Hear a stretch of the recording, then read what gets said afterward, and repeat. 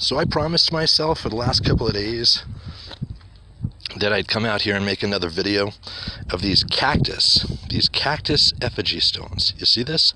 This one, believe it or not, I'm here in New Mexico in front of the face of the man of the mountain.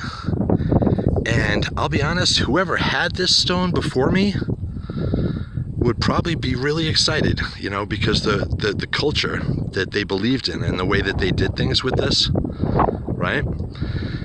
Because this cactus, you don't find cactuses in Virginia. I was just saying to someone earlier that I had found this in Virginia, but these Cactus Effigy Stones, I'm coming across these more and more, and these are big. I mean, check this one out. This is like a tiny one compared to these big giant ones.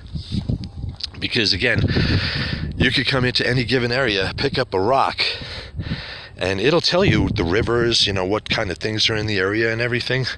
The hearts that you're getting towards something good, you know, where maybe the mines are, where maybe like a mine or a treasure or something. But I'm down here, and it was just really cool that, you know, as I mentioned in other videos, that the rocks are kind of like luggage, that some of them can travel around, that you'll have like those stamps on them that have been in different places, and you know, they've literally been carried around.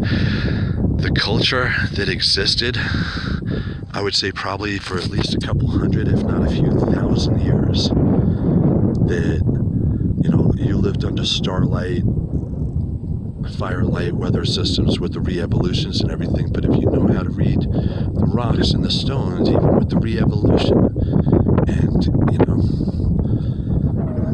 your own, know what's around you, right?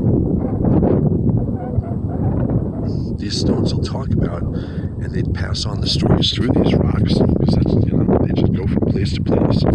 All these different trails and river systems. The geologists are seeing that more and more these days, because what happened over here is the mass population that I think I heard was at least 70 million, if not like 300 million, was drilled down to like 200,000 by the time they were forced onto reservations. And you know, I married into this. It's like part of my family, or you know, it's my family history.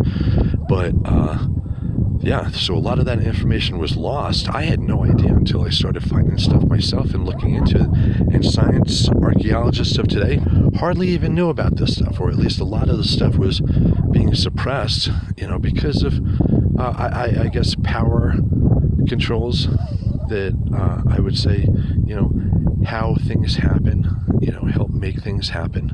Because yeah, there's a lot of bad stuff out there. So right on.